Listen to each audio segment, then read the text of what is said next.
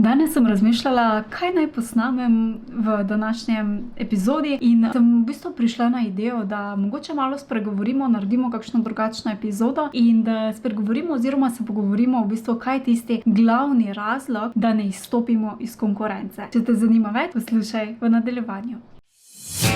Hej, dobrodošla v podjetniškem podcastu Legendarni, ki je namenjen vsem, ki želite svojim delom pustiti trajen pečat in ustvariti več kot le uspešen posel.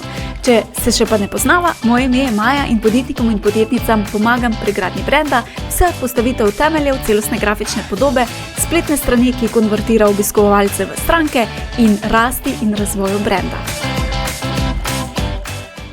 Ko delam z podjetniki pa podjetnicami, velikokrat naletimo na to vprašanje, kako izstopiti, kaj mi manjka in tako naprej. In velikokrat je prepričanje, da gre za nekaj izven nas, da mogoče potrebujemo malo drugačno vizualno podobo, da moramo drugače napisati besedilo, da moramo biti drugačni od drugih, zato da bomo izstopili in tako naprej. In v tem, ko iščemo, kako izstopiti, se lahko zgodi, da se v bistvu hitro izgubimo. Zdaj, kje je pa v bistvu razlog oziroma kaj je tista največja blokada, ki jo jaz opažam in blokira v bistvu podjetnike pa podjetnice pri tem, da ne izstopijo iz konkurence. Med njimi sem definitivno bila tudi jaz, pa je v bistvu nekaj čisto drugega, nekaj, kar ni povezano z zunanjim, nekaj, kar je bolj povezano z našim notranjim delom. In zdaj, če slučajno poslušaš to epizodo samo v audio obliki, potem te povabim, da skočiš na YouTube, kjer je tudi v video obliki, in ker sem zate pripravila tudi eno tako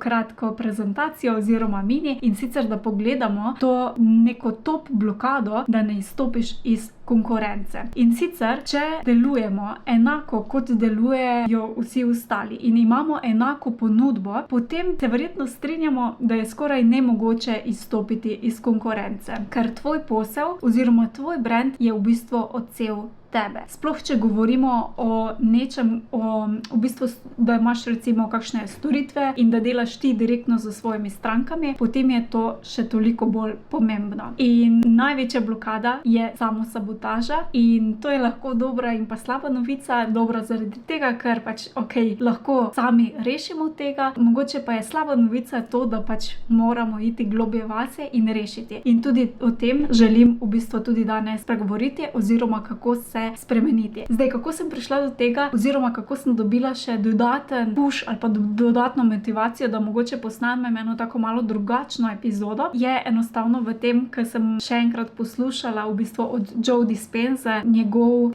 ta veliki tečaj, in sem nekako dobila prav takšno super idejo, da bi mogoče še to komu drugemu koristilo, ker je res sistem oziroma ker je neko razlaga, ki jo v bistvu lahko razumemo in jo uporabimo za to, da se hitreje spremenimo in da se ne sabotiramo oziroma imamo nekakšne razloge, zakaj ne bomo šli korak naprej in se zaposlimo z mogoče nekimi taktikami pa idejami, kaj še lahko naredimo, in potem nismo uspešni zaradi tega, ker blokiramo sami sebe. Zdaj, torej, če je nekako naš brand oziroma naš posel je odraz tega, kaj mi smo, potem seveda, če želimo narediti drugačen posel, če želimo drugačen brand, potem moramo to spremeniti oziroma moramo spremeniti najprej sebe. Vemo pa verjetno vsi, da so velikokrat spremembe zelo težke oziroma lahko kar rečemo včasih, da najbolj težke. Ampak ni nujno da so. Ko razumemo ta model, meni je ta model res zlata vreden in prav vrhunski. In sicer, kako v bistvu pridemo do spremembe oziroma kako sploh delujemo.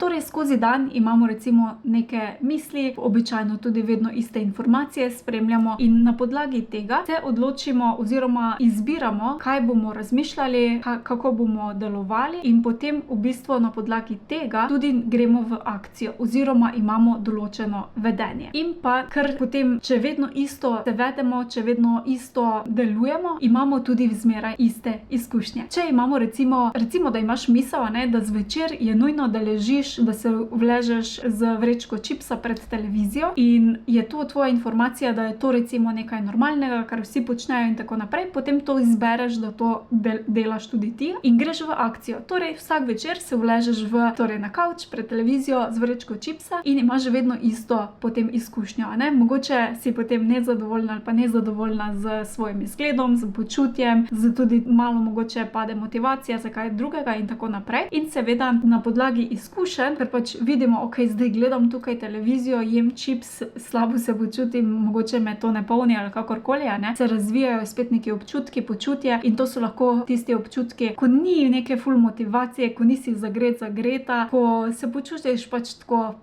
to je vse življenje, kar ga imam, a to je vse, kar mi ponuja in tako naprej. In na podlagi tega se spet zapelje, imamo potem misli in pa informacije. Zdaj pa, kako naredimo recimo spremembo? Lahko naredimo tako, da v bistvu zamenjamo misli oziroma informacije. Torej, če želimo nekaj spremeniti, naprimer, da smo kadile ali pa kadilka, če tako vzamemo, da recimo kadimo, pa želimo to spremeniti. Zdaj, naša informacije, očitno nimamo dovolj dobrih informacij, da bi naredili neko spremembo. Kako pa lahko zdaj se odločimo, da recimo več ne bomo kadili? Tako da se začnemo recimo informirati, iskati informacije, ne samo na tem, kako recimo kajenje nam škoduje, pa tako naprej, ampak v bistvu sploh, da začnemo raziskovati, zakaj sploh kadimo, kaj je v ozadju, kako preprečimo. Recimo meni je ena taka zanimiva informacija bila tudi to, da v bistvu nismo odvisni od samega nikotina in tega, ampak v bistvu od tega, da se naše telo recimo navadi, ko je v stresu, potrebuje torej več kisika in želi iti v akcijo in takrat v bistvu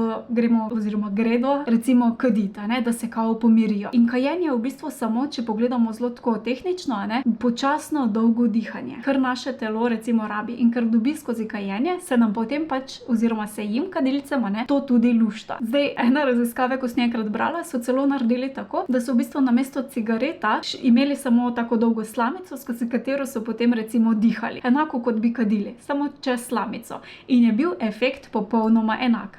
In zdaj, če mi poznamo te vse informacije in imamo te znanja, potem imamo torej lahko zberemo neko novo izbiro. Se odločimo, da bomo potem tudi v akcijo šli drugače in se bomo drugače vedli. Če ne drugo, lahko mogoče rečemo, ok, od zdaj naprej jaz imam eno slamico, katero kadim. In seveda dobiš potem drugo izkušnjo, ker se recimo vidiš, da enako deluje, ali pa če samo se umiriš pa globoko zavestno dihaš nekaj časa, da ima recimo enaki efekt kot recimo cigaret. In izkušnja, ki jo imaš, ti lahko da druge občutke. Da te v moč, da zmoreš, da lahko, da si ti v tem na vrhu svojega življenja in tako naprej. Skratka, vidiš, da informacije nam lahko dajo nek zagon oziroma nam olajšajo tudi neko spremembo, ki si jo mogoče želimo. In zdaj se lahko to, če prenesemo to tudi malo na posel, se vprašaš, kdo si, kaj je tvoja nova identiteta, v katero identiteto želiš stopiti. Torej, po domače povedano, kaj želiš tudi spremeniti. In kar jaz tako na podjetniškem področju recimo velikokrat vidim, je nekaj pogostih omejujočih prepričanj. In sicer, to je zelo pogosto, delam tako kot drugi, ni pa rezultatov, ki si jih želim. Kaj je tukaj problem? Da delamo to samo recimo, kaj vidimo. To na vrhu, če vidiš to ledeno goro, na vrhu je recimo vse to, kar je vidno. In nekdo reče, ok, jaz zdaj odprem svoj SP ali pa svoj posel, najprej rabim logo, si ga bom oblikoval, potem rabim, ime, ok, bomo zbrali ime, potem bomo naredili spletno stran, ker to pač vsi imajo in morajo imeti, potem bomo zbrali še katere barve bomo imeli in pa promo material. Torej, kje bomo zdaj, na katerih družabnih omrežjih, pa katere letake bomo imeli, katere oglase in tako naprej. In potem pričakujemo, da bomo imeli recimo rezultate. V resnici pa je veliko večja gora, če govorimo torej o brendu in poslu, je pa spodaj nevidnega dela, ki ga običajno ne vidimo, veliko več in ta spodnji del drži ta zgornji del sploh nad gladino. To so temelji brenda, to je konkurenca, raziskava trga, osebnost brenda, vizija, poslovni cilji, strategije, idealne stranke, trendi in potrebe na trgu, idealna ponudba in cene, poslanstvo in tako naprej. Skratka, in če seveda nimamo tega spodnjega dela, ta zgornji del enostavno ne more biti nad gladino. In če mi govorimo si, da delam tako kot drugi, ni pa rezultatov, ki si jih želim, je mogoče tukaj se vprašati, ali res delam vse, kar drugi, ali delam samo tisto, kar jaz vidim. In če delaš samo to, kar vidiš, logično potem, da ni rezultatov.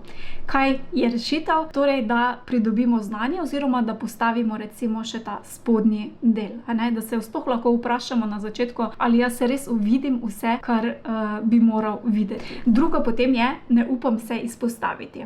Strah pred tem, da bi se izpostavili. Tukaj lahko v bistvu se popolnoma enostavno spremenimo, oziroma jaz pri meni recimo je to najbolj delovalo, da sem recimo v fokus nisem dajala sebe, torej pa kako me je strah, pa kako bom izpadla, pa če bom prav povedala, pa če bo slovnično pravilno, pa kaj si bo kdo mislil in tako naprej. Ampak sem v bistvu v fokus dala svojo idealno stranko, kako jo recimo jaz lahko podprem. Če je to bil mogoče neki javni nastop ali pa v online svetu, da imaš kakšno predavanje, kakšen intervju ali kaj takšnega, si vedno rečem, kako lahko jaz dam tistim, ki pridejo, ki bodo poslušali, maksimalno vrednost. In če imaš fokus na tem, potem v bistvu to ne upam se izpostaviti, kar nekako izpuhti. Potem seveda je tukaj fajn, da v bistvu postavimo tudi glavnega junaka in pa mentorja, torej da v ospredje damo kot glavnega junaka svojo idealno stranko in smo mi kot neka dodatna pomoč kot mentor in nismo mi v fokusu. In pa seveda ne pozabi, da vaja dela mojstra. Pomembno je se zavedati, da zaupamo v bistvu tistemu ponudniku, ki ne zaupa v svojo ponudbo ali pa sebe. Torej, če imaš nekoga oziroma če imaš na voljo torej dve recimo enaki ponudbi, težko zaupaš tistemu, ki ne zaupa niti sam sebi, kar je čisto normalno. Tako da to, kaj bodo drugi rekli,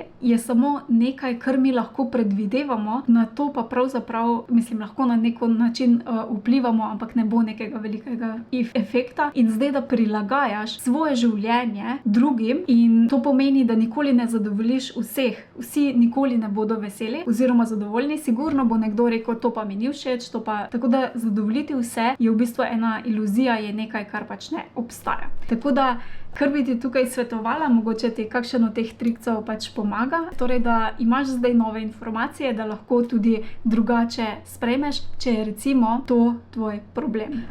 Potem je naslednja, zdaj ni pravi čas za ponudbo, je poletje, je sprememba in tako naprej, zdaj imam še avto kupim, stanovanje preuredim in tako naprej, ali pa je poletje, so vsi na dopustu, to je zelo pogosta podjetniška. To so v bistvu samo eni taki izgovori, da nič ne naredimo, da ne naredimo koraka naprej. Kdaj pa bo pravi čas? Edini čas, ki ga imamo zdaj, trenutno na voljo, je čas zdaj. In velikokrat si tudi rečemo, jaz pa dam to ponudbo ven ali pa pridobivam bolj redno stranke, ko bom imela dovolj certifikatov, tečajev, ne vem česa, in potem seveda, ko naredimo ta certifikat, rabimo še enega, pa rabimo še tistega in smo kot tisti hrček, kot ga tukaj vidiš, ki se samo vrti na mesto. Najboljše je iti v akcijo, torej zdaj narediti ali to spremembo, ali transformirati svoj posel, ali pač res narediti si brand oziroma posel, ki si ga želimo. Potem ena zelo pogosta je, ne morem si privoščiti. Vsi vemo, da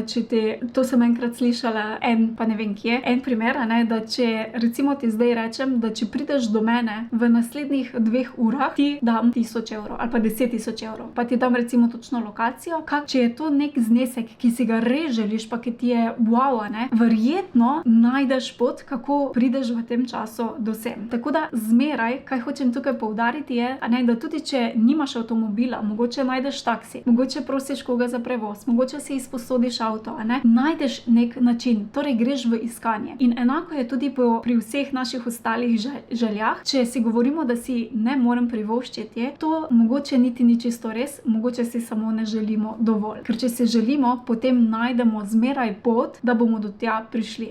Jaz velikokrat, oziroma včasih slišim, da nekdo ve, da recimo potrebuje kakšno mojo storitev, pa reče, ampak jaz zdaj pa nimam časa. Zdaj čaka, da ti bo denar, da ne moreš si privoščiti, ker ne moreš investirati v svoj posel in nekaj takšnega. Treba je se zavedati, da denar ne pade iz neba, lahko pa pride iz akcije. Torej, če investiramo, gremo v akcijo, lahko potem ta denar hitro zaslužimo nazaj ali pa se nam povrne pomnoženo, torej večkratno. In tudi, da govorimo o tem, da si mogoče naše stranke, da ne moramo imeti višjih cen, ker si naše stranke nas ne morejo privoščiti, je fajn se tudi vprašati, ali sploh imamo pravico se odločati za druge, kaj si nekdo lahko privošči, pa kaj ne. Zgodbo, ki sem jo že večkrat delila, je bila recimo, meni osebno je dala zelo nekaj, eno veliko transformacijo, in sem hvaležna za njo. In sicer na začetku svoje poti, to je že skoraj 10 let nazaj, sem pač delala za eno podjetnico, ki je pač imela po njenem mnenju finančne težave in ni vedela, kako bo zaposlila, kako bo plačala svoje zaposlene in tako naprej. In seveda me je prosila, če lahko zdaj spletno stran naredim dobiva res čim bolj poceni, a ne. In seveda jaz sem to resno vzela še takrat, a ne, in mislila, da je pač to, kar je za mene finančna težava, da imamo pač enake pojme, kaj je nekdo, kdaj je nekdo v finančnih težavah, in sem res takrat delala skoraj zastonj. In potem v bistvu, ko smo praznovali pa to, a ne, je pa padla ena izjava, da zdaj pa bo končno si lahko privoščila, da gresta s partnerjem na jahto, ki jo recimo čaka v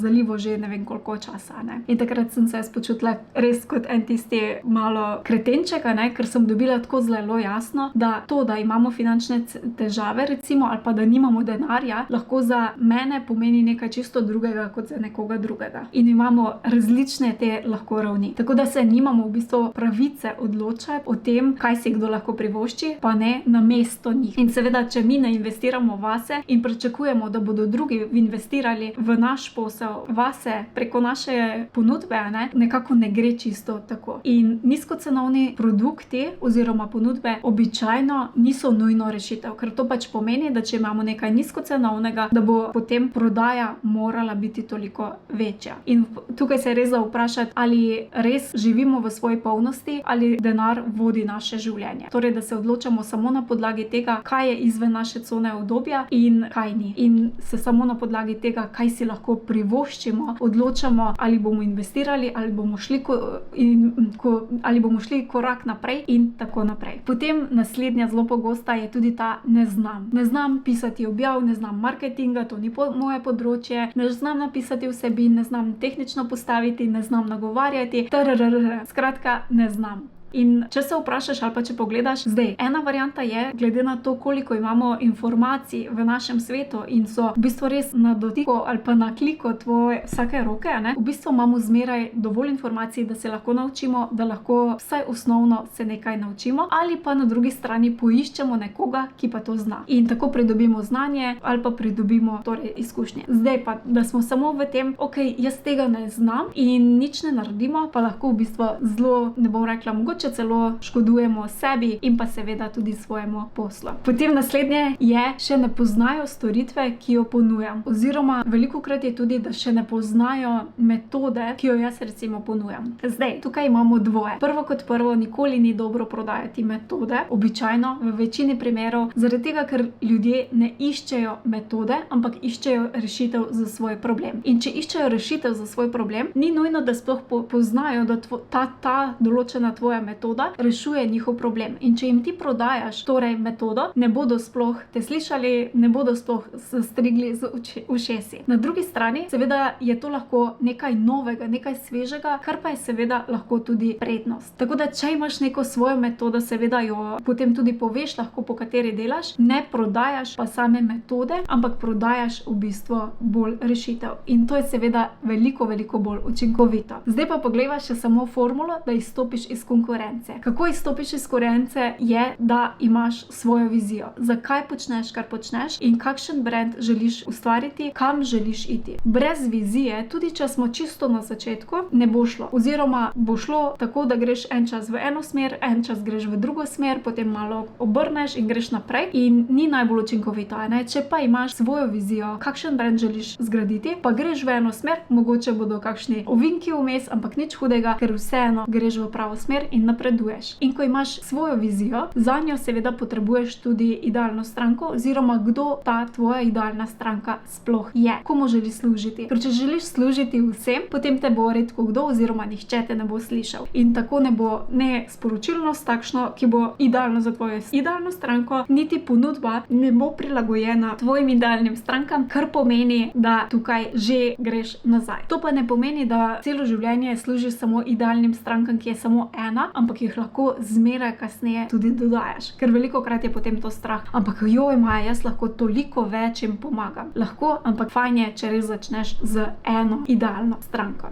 Zanjo potem prilagodiš ponudbo, ki se ji ne more upreti. Če služiš vsem, potem je takšno ponudbo bolj ali manj nemogoče narediti. Če pa jo v bistvu prilagodiš, pa bo veliko lažje. In zanjo lahko potem tudi zgradiš sporočilnost in pa vizijo, kam jo želiš peljati iz točke A do točke B, kaj so njeni njeni problemi, kakšne so njene težave in tako naprej. In pa seveda imaš potem tudi prodajni sistem oziroma avtomat oziroma nepozabno dostavo točno za to idealno stranko. In zdaj, če potrebuješ še mogoče primer, kaj bi tukaj bilo, recimo, če je tvoja vizija, recimo, da si kakšen zdravilec pa zdravilka, ker jaz veliko s takšnimi tudi delam, je fajn, da v bistvu imaš neko jasno vizijo, kaj je in s kom ti uživaš delati in tako naprej.